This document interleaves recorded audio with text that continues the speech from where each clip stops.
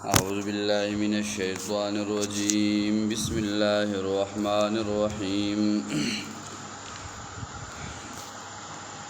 والله جعل لكم من بيوتكم سكنا وجعل لكم من جلود الأنعام بيوتا تستخفونها يوم ظعنكم ويوم إقامتكم. سورة نحل شروع باغی کی پنځم باب ذکر کېدو. دلائل بکی ذکر کېدل. دو دلائل ذکر شیول. یو په هغې کې د مور ولادت د بچیو چې کله بچی پیدا شي او دغې نه مخکې په هیڅ نه پوهېدو، الله وله طاقت د غوږونو او د سترګو د دې ورکو. دویم دلیل ذکر کوو چې تاسو مارغانو ته وګورئ چې بره په فضا کې هغه ګرځي. دا راټینګ کړي چا دي؟ کله برې نه څه واسطه شته او نه د لاندې نه څه واسطه شته، بلکې دا یو ذات دی چې هغې دې له دغه طاقت او قوت ورکړی دی. تفسیر بحر محیط امام بغوی رحمه الله ذکر کوي د کعب بن احبار پر روایت باندې چې دا مرغۍ 12 میله پورې بره اوچتېدی شي، خو سوا نور نشي اوچتېدی.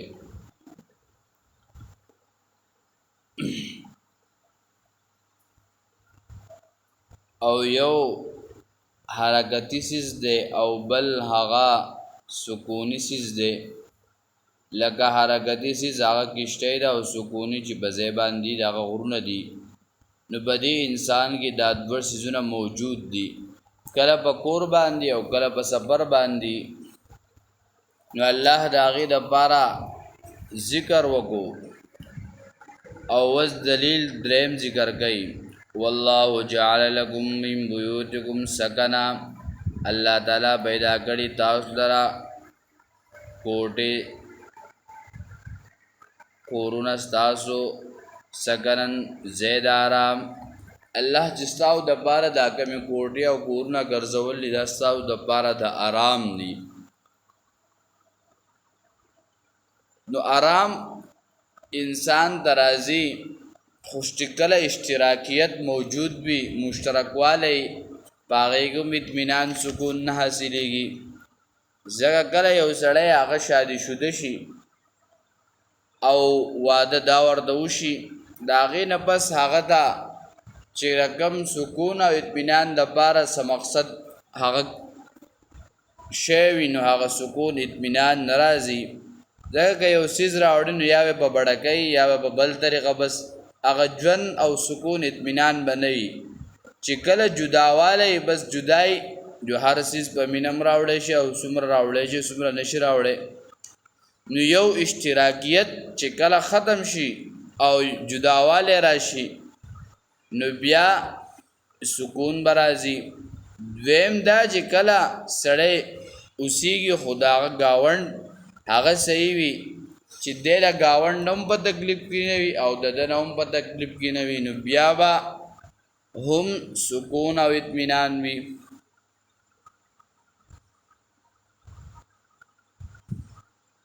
والله جعل لكم من جلود الانعام بیوتا، او پیدا کړي تاسو لره د څرمنو د څاروونه کورونه کوټې. تستخفونها یوم ظعنکم، چې سپکې مومئ تاسو هغې لره په ورځ د سفر ستاسو کې، و یوم اقامتکم، او په ورځ د دېره کېدو ستاسو. الله پاک ستاسو دپاره دغه د څارو د دې څرمنو نه هم کوټې ګرځولي. څه مطلب دا دی چې کله تاسو کور یئ نو بخپل کې خپل آبادۍ کې اسمان او بره فضا دا سره دا لچت او لاندې ځمکه له پاسه بې ګرځې دا په شان د فرش او غیر چاپېره دا په شان د دیوالونو دي. نو دغه مثال د کور وي نو دلته دویم ذکر کړی چې تاسو د ځان لپاره خیمې چې کله یو سړی په سفر وي د یو ځای نه بل ځای ته ځي بس موږي راوباسي بل ځای ته لاړ شي یو ځای کې ټینټ ولګوي په هغې کې وخت تېر کړي دلته خو دا نشته بلکې بس سعودي دغه ځایونو کې دا کارونه ډېر وي چې ستنګ راتنګ شي بس ټینټونه وینټونه والي او لاړ شي چې صحرا ته هلته څه ورځې شپې تېرې کړي بیا راشي لکه زمونږ په دې ځایونو کې اکثر هلکان دا د چکرو په وخت کې دغه انټینمنټ ځان له واخلي او ملګري راغونډ شي او لاړ شي یو ځای د صحرا ته هلته ټینټمنټ ولګوي شپمه وکړي بس ورځ دوه تېر کړي بیا واپس خپلې علاقې کلي ته را روان شي نو الله وایي دا مې ستاسو د پیدې دپاره پیدا کړي دي که تاسو کله په سفر کې او کله په کورونو کې ومن اصوافها او د وړو د هغې نه یعنې د ګړو هغه وړی چې دي دا ستاسو دپاره څه دي په دې کې هم ستاسو دپاره لوی نعمت دی و اوبارها او دا پشم د هغې یعنې د اوښانو و اشعارها او د ویښتو د هغې نه یعنې د بیزو نه اساسا دا سامان د کور دی و متان الهین او پیدې دي د پیدې څیزونه دي تر یو وخته پورې نو په دې کې مفسرین ذکر کوي چې دا د ګډو او د دې دا څیزونه دا د انسان لپاره د پیدې دي بس انسان د پیدې ورکوي کله یو څیز جوړ کړی کله بل څیز جوړ کړی او انسان په خپل ژوند هغه تیری نو دا د انسان لپاره څه دي هغه د پیدې څیزونه دي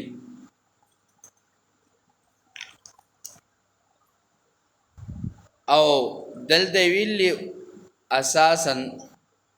بعضې وایي چې اساس ویلی کېږي هغه څیز ته چې هغه اغوستلی کېږي یا لاندې غورځولی کېږي او متاع ویلی کېږي سامان د تجارت ته او یا امام رازي رحمه الله فرمایي چې اساس هغې ته ویلی کېږي چې د هغې نه هغه انسان چې هغه اغوندي او په نورو ضرورتونو کې هم په کار راولي او متاع هغې ته ویلی کېږي چې د هغې په وجه باندې په کور او په دې کې ښکلیوالی راځي ښایستهوالی راځي د دغې وجې نه هغې ته دا ورکړی شوی دی او بیا پکې درې الهین تر یو وخته پورې یا در مرګه پورې یا د حاجت پوره کېدو پورې چې کله د انسان حاجت او ضرورت پوره شي په خپله دې قلار شي او یا د هغه څیز د زړېدو پورې چې کله په هغې کې زوړوالی او ختموالی راشي مثلا سړی یو څیز بستره کټ استعمالی حد تر دې چې دې ته ورسي چې بس د هغې کې نور د استعمال له قابل نه نو بس سړی خود به خود هغه پرېږدي هغه لرې کوي بیا د نوي بندوبست کوي نو دغه درې معنی به کې مفسرینو ذکر کړي دي بل دلیل ذکر کوي والله جعل لكم مما خلق ظلال الله تعالی جوړ کړي تاسو لره د هغې نه خلق ظلال پیدا کړي دي سوري اے الله تعالی سورې دا هم یو نعمت دی لکه په اوس دور کې څومره ګرم موسم دی نو چې کله یو سړی په لاره هغه هم کوشش کوي چې زه سوري ته شوې یا د ونې سوری یا د لارې د آبادۍ سوری یا د کور سوری دا د الله جل شانه لوی نعمت دی انسان هغه د سوري د لاندې ناسي یا په لار روانې کوشش کوي چې زه یو سوري ته شوې یا د کور د کوټې یا د ونې نو د دام د الله پاک سره نعمت دی وجعل لكم من الجبال اکنان او جوړ کړي تاسو سره د غرونه اکنان هغه مستی یعنی په نن دور کې بعض علما سوچ د دې نه مراد د بیسمنټ دی چې بس په دې کې دوی دغه خپل ضرورت پوره کوي ګاډي او دا سیزونه هر څه پکې کېږي یا د مراد هغه غارونه دي چې کله یو سړی هغه په یو ځای کې اوسېږي د غرونو علاقې اکثر باران راشي دغه راشي چرچکر لدري بس دغه مستو ته دنده شي او نن سبا د هغه مستو مثالونه دا ټرنونه په یو ځای کې بل ځای کې جوړ شوي څومره اوږده اوږده سوري یا دغه مراد دی او دریم وجعل لكم سرابیل تقیکم الحر او پیدا کړي تاسو سره قمیصونه چې ساتي تاسو سره د ګرمۍ نه انسان دا وجود چې کله په دې کپړه نه بس دې تک توریږي خو د انسان لپاره الله دا کپړه پیدا کړه مالوچي پیدا کړل چې دا د انسان لپاره لباس دی او دی په دې مزین او ښایسته هم ښکاري یو سړی کپڑے دار سره به سړی ځان ته وګوري څومره بد سړی ځان خپل ځان ته وګوري نو څومره بد ښکاري ځان ورته خو چې کله لباس واچي کپڑے واچي بیا ته څومره ښایسته ښکاره شي نو الله وایي دا مې ستاسو دپاره دا قمیصونه د ګرمۍ دپاره به چې تاسو د دې نه په ګرمۍ باندې بچ کېږئ یا یې ګرمي ذکر کړه نو دا قرآن چې کله نازلېدلو نو په هغه وخت کې د دې نه مراد څه عرب ول نو په عرب کې ګرمي سوای په مقابله د یخنۍ کې نو ځکه حر راوړو یا مراد دا دی چې د ګرمۍ دپاره لفظ راوړو مراد هغه دواړه دي هم د ګرمي ده هم د یخني ده یا د یخنۍ دپاره آیت د صورت په سر کې ذکر کړو یا د مراد هلته چې یو د یخنۍ هغه تذکرې هلته کړي او د ګرمۍ تذکرې دلته وکړه یا تفسیر مظهری ذکر کوي چې دا په یو بل قیاس دی بس ګرمي ذکر شو یخني به کې راغله او معرف القرآن د مفتی شفیع صاحب او قرطبي ذکر کوي چې د دې نه مراد ګرمي نه نو په هغه وخت کې عرب ول او په عربو کې ګرمي سوای نو دغه وجه وه یا بیان القرآن او معرف القرآن شیخ ادریس کاندلوی رحمه الله ذکر کوي الله وسرابیل تقیکم بأسکم او قمیصونه دي ستاسو د ساتنې په وخت د جنګ کې دغه زغرې دي اوس چې موږ ورته دا کم پولیس او داسې څیزونه د څه لپاره اغوندي د دې لپاره اغوندي چې موږ بچ شو او هغې ته حفاظت میلاو شي نو بخا دغه زغرې دا څیزونه ول یو وارې نبی علیه الصلاة والسلام ناسو د احد موقعه څه صحابه وي د جنگ دپاره وضو مخکې د څه صحابه وي نه ځو مشران وي نه ځو او کشران وي وضو نبی علیه الصلاة والسلام مبارک کور ته لاړو واپس راووتلو کشران ورته وي چې د الله رسوله نه ځو وي چې د الله رسول کله تیاری وکړي نو بس د تیاری نه وروسته بیا نبی علیه الصلاة بیا د الله پیغمبر وروسته کېږي نه او بس بیا څه شو روان شو او د زغری شروع اول دا چا کړو دا داود علیه السلام روایت کې راځي وای د پلار باندې روانو دو پرشتي راغلي د انسانانو په شکل کې د امتحان په تور داود علیه السلام وی چې تاسو داود علیه السلام مبارک څه خیال لې هغه وی چې داود علیه السلام بس په خپل لاس باندې کار دا کوله بس هغه د الله جل شانه سوال وکړو نو الله جل شانه ورته پرې کې مهارت دا ورکو او صغری جوړول شروع کړ کذالک یتم نعمته علیکم لعلکم تسلمون دغه سی پوره کوي الله تعالی نعمت خپل پتا سو باندې د دې لپاره چې تاسو حکم ومنئ یا تسلمون معنی سره تابعداري ده چې تاسو تابعدار شئ د دې مطلب دا دی یو سړی د بل سره اوسېږي نو چې کله هغه ورته لکه دا کار وکړه بس هغه کوي نو دا تابعداري ده د بل حکم منل هغه سره تابعداري ده یا تسلمون نه مراد سره تاسو اسلام راوړئ تاسو ایمان راوړئ فإن تولوا فإنما عليك البلاغ المبين واستسلد رسول الله صلى الله عليه وسلم تا پتا باندې صرف بیان دے پتا باندې د صرف واضح خبره ده بلکې کدوی منی او کنه منی فإن تولوا فإنما عليك البلاغ نو مراد نه دلته داره کچری دوی انکار وکړو نو بیا پتا باندې هیڅ قسمه وبال نشتا او کچری دوی اعراض وکړو نو ته د دوی په زړه باندې د ایمان ثابتولو باندې قادر نه چې د دوی په زړه کې ته ایمان ثابت کې دا قدرت سره نشتا او پتا باندې صرف دار احکامات د الله بیانول لی امر او نواهی داغه تبلیغ کول لی بحر محیط لګل لی یعرفون نعمت الله ثم ينكرونها واکثرهم الكافرون پیجن دوی نعمت د الله تعالی بیا داغه انکار کوي واکثرهم الكافرون او زیاد د دوی نه هغه کوپر کوونکی دي مطلب دې دا ده چې په دې آیت کې زجر ده دوی د الله پاک نعمت پیجنې بیا هم انکار کوي مراد د انکار نه انکار هغه د عمل له یعنی دوی د الله نعمت پیجنې چې دا هر څه چاره کړی دي دا هر څه د کم ځای نه راغلی دی خو بیا هم د شریعت د دې خلاف کوي یا دویمه معنی دا ده چې دا هر څه دا نعمت پیژنې چې الله راکړی دی هر څیز، خو بیا یې نسبت غیر الله ته کوي چې دا خو پلانکي وکړو دا پلانکي وکړو، نو نسبت د الله په وجه باندې بل چاته کوي، نو دا هم انکار دی. یا ثم ينکرونها واکثرهم الکافرون، چې د دوی زړه اقرار کوي خو په ژبه انکار کوي، یا په ژبه اقرار کوي خو زړه انکار کوي. یا د دین مراد نعمت د مراد دا حضور صلی الله علیه وسلم ذات اقدس مراد دی، دا هم لوی نعمت دی د امت د پاره. واکثرهم الکافرون د دین مراد هغه عنادي کافر دی، اگر چې دا ټول کافران ول خو کافر نه مراد دلته کافر هغه عملی دی، یعنی بعضو با د عمل انکار کو او د عمل په وجه به دوی سره کفر ته رسیدل. یعرفون نعمت الله بیجنی دوی نعمت د الله تعالی ثم ينکرونها، بیا د هغې نه انکار کوي. واکثرهم الکافرون، او زیات د دوی نه انکار کوونکي دي، یعنی زیات د دوی نه څه دي کفر کوونکي دي. وَيَوْمَ نَبْعَثُ مِنْ كُلِّ أُمَّةٍ شَهِيدًا، د دې ځای نه بل باب ذکر کوي، شپږم نمبر د 113 نمبر آیت پوری بزي،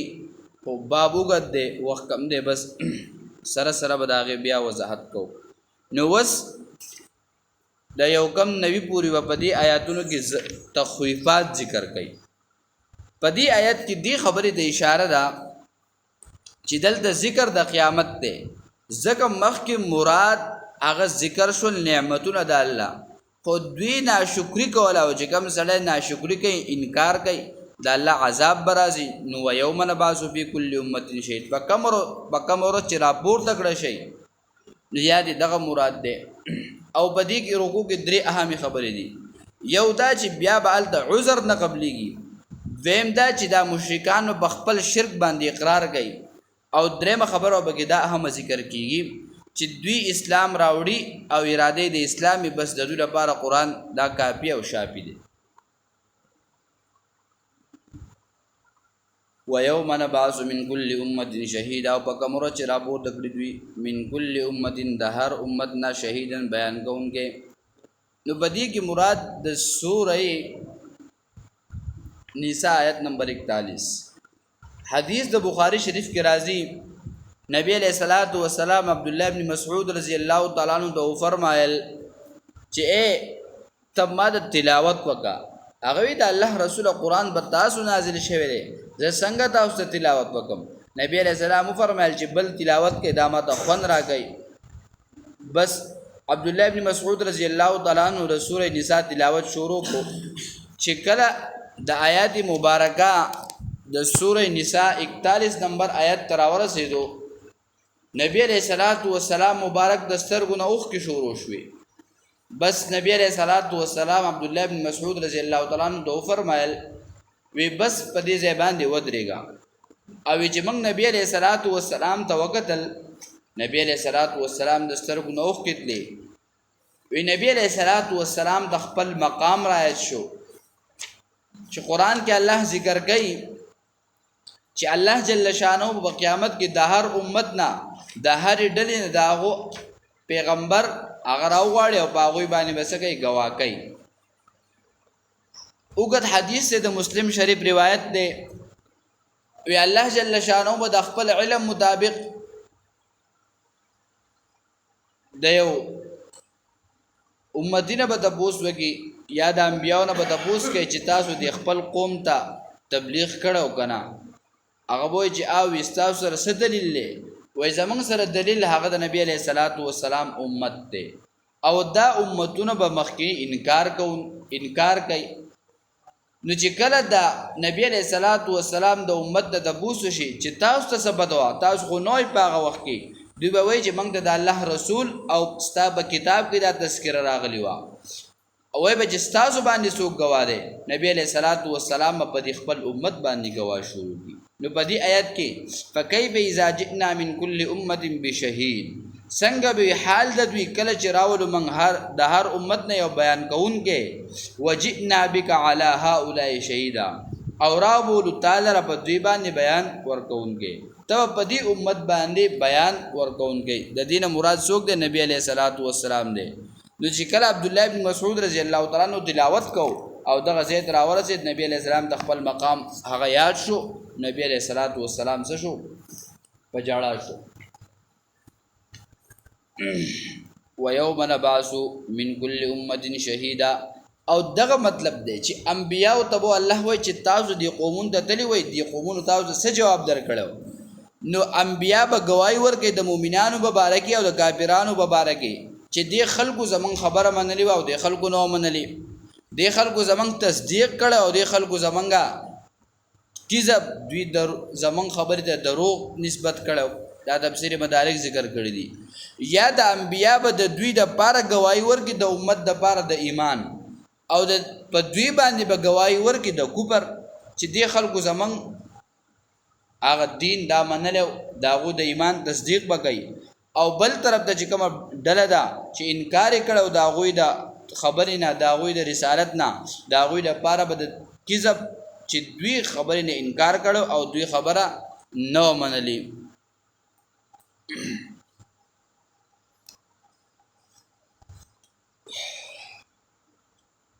ويوم نبعث من كل أمة شهيدا ثم لا يؤذن للذين كفروا ولا هم يستعتبون او بیا د عیسی علیه السلام سوره مائده کې آیت ته الله به ورته وایي چې تا دې خلکو ته ویلو چې ته زما عبادت کوا او زما د مور عبادت کوا هغه وایي چې اے د الله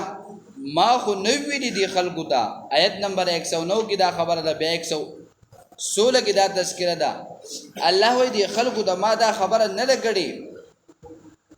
ان كنت قلته فقد علمت اذ قال الله يا عيسى ابن مريم انت قلت للناس اتخذوني وامي الهين من دون الله چې ونه سیما او مور زما حقدار د بندګۍ چې زما او زما د مور بندګۍ کوئی سوا د الله نه قال سبحانك پاکی تعالی الله د شریک نه چې دوی ته دا تذکرہ ما نه کړي بلکې د سوبور جزبدي کې موجودم ما ورته سوي الا ما قلت لهم الا ما امرتني به ان اعبدوا الله بندگی خاص کې الله تعالی لرا چې رب زما دی او رب تاسو دی او در سو پور جزبدو کې موجوده دا تذکرہ کولا او چې کله زنوم او وفات چم داغه نه پس الله ته بدوي سي نکاحباني الله دې سي عمل توفیق لك اللهم ربنا اتنا في الدنيا حسنه وفي الاخره حسنه وقنا عذاب النار